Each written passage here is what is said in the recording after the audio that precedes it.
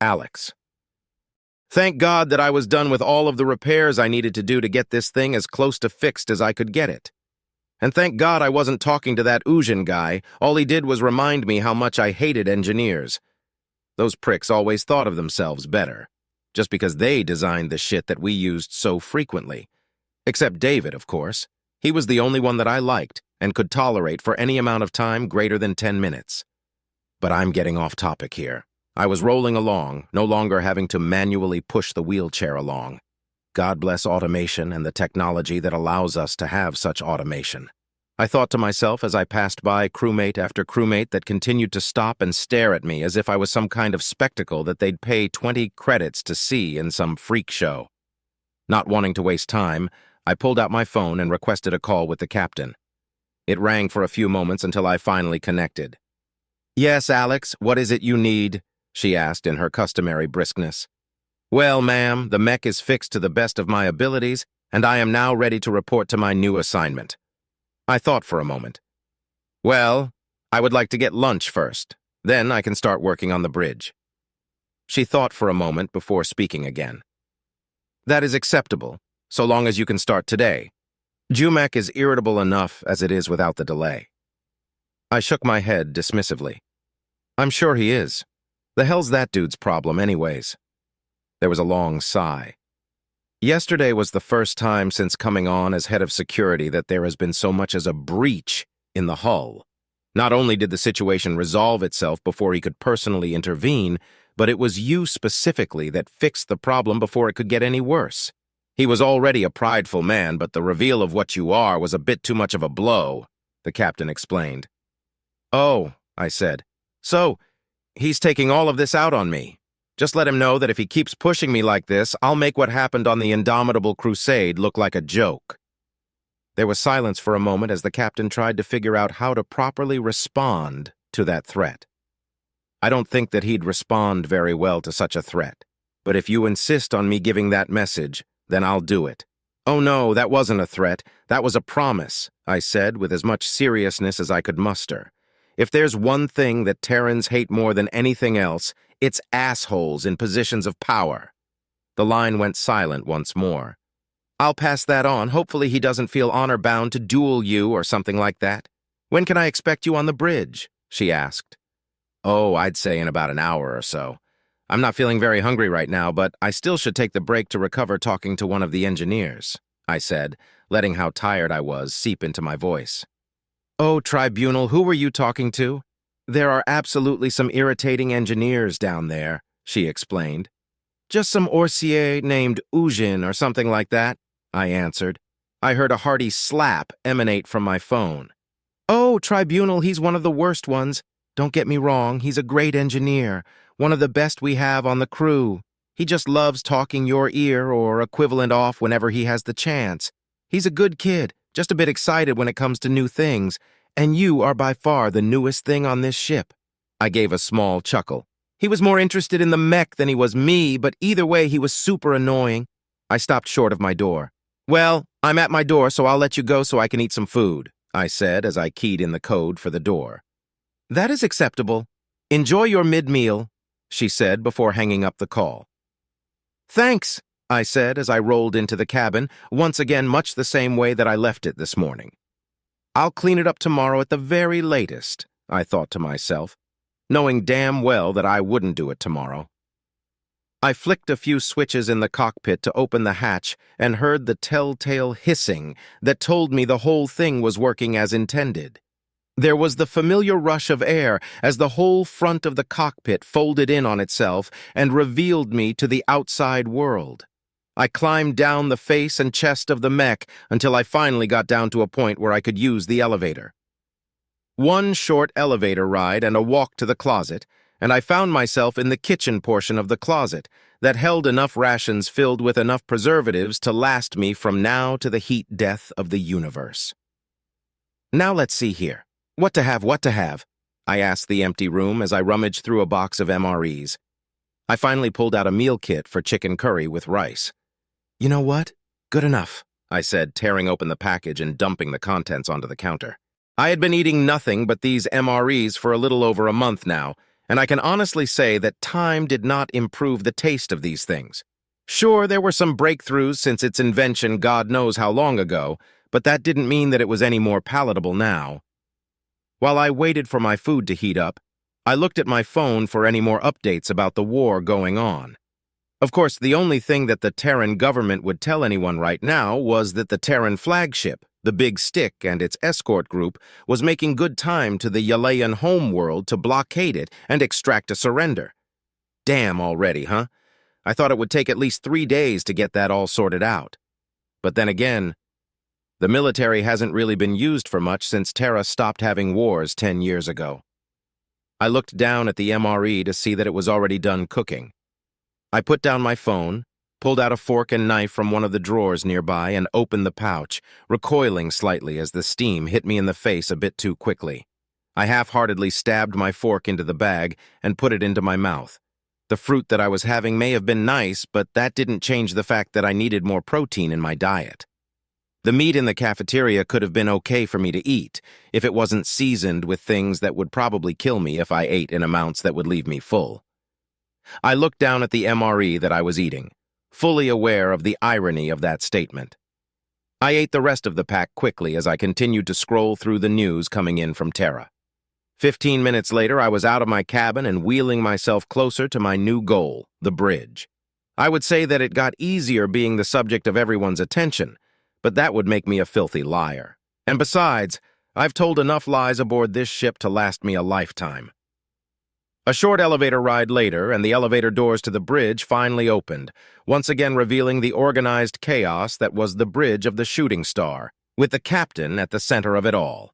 I wheeled myself over to her, where I saluted her and said, "Reporting for duty, ma'am." "Reporting for duty, ma'am."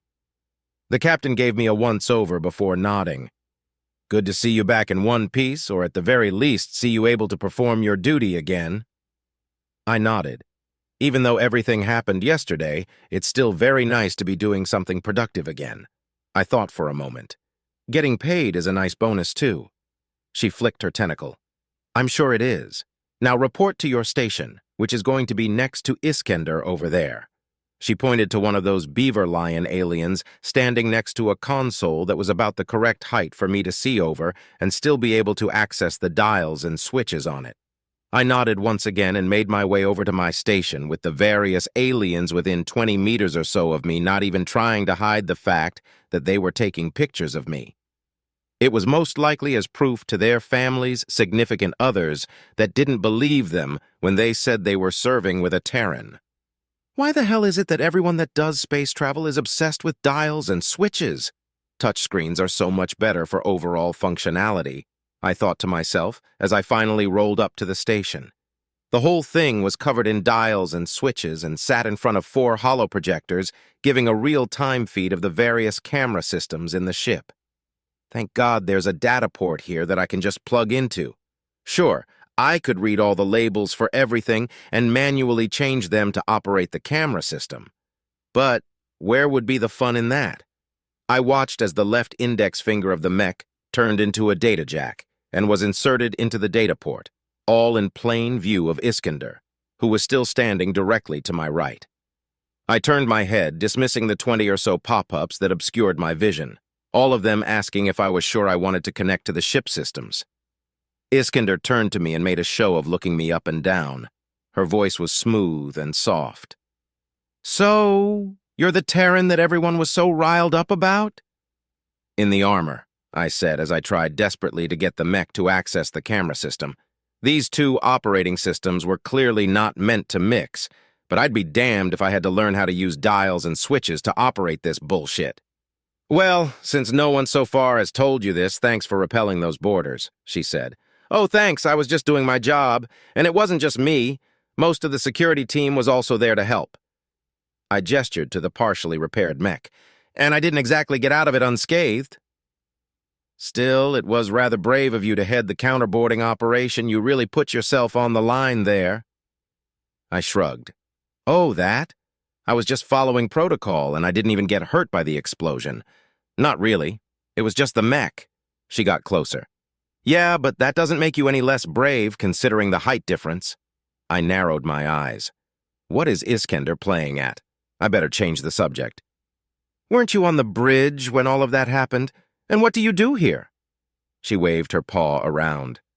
I was off duty yesterday, and I don't live in the same part of the ship as you do. As for what I do here, I'm the chief engineer.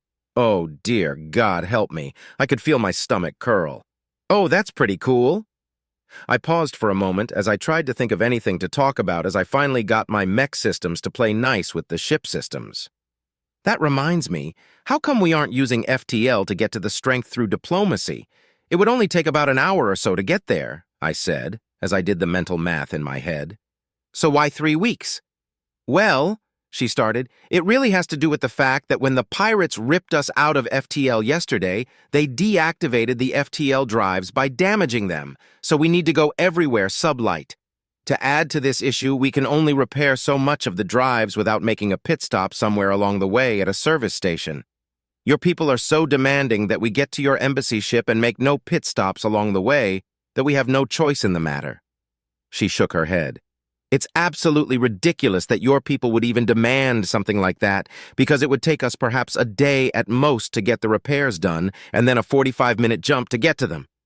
Yeah, Terrans aren't exactly known for having an abundance of good ideas, especially during times of crisis, which this probably falls under. I started to flip through the camera systems.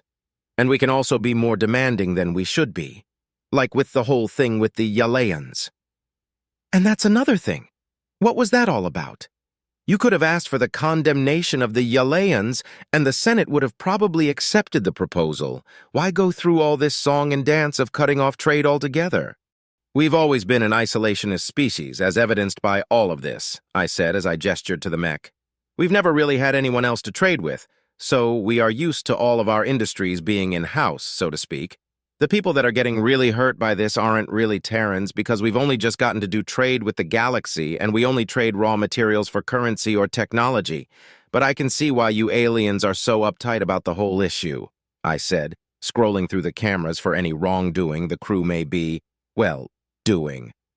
She gave a deep sigh before turning and looking at me with a bit of anger in her eyes.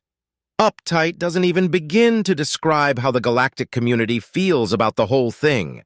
My species relies heavily on the iron exports from Terran merchants for the ships that we build and sell off to other species.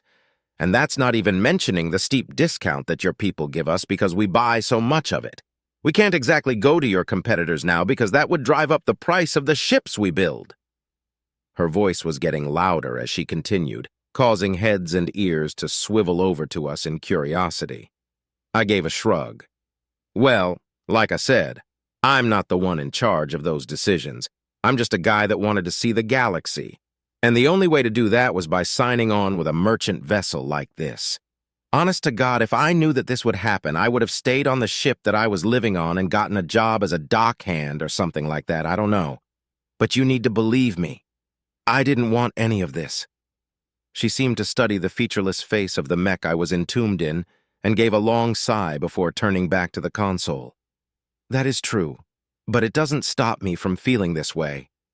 There was a pause. Sorry for taking it out on you. If there was ever a time to extend an olive branch, now would be the time for hearts and minds, as the old Terran saying went. Hey, I don't blame you for reacting the way that you did. If I were in the same boat as you, I would react the same exact way. So let's make the most of this situation as we can, yeah?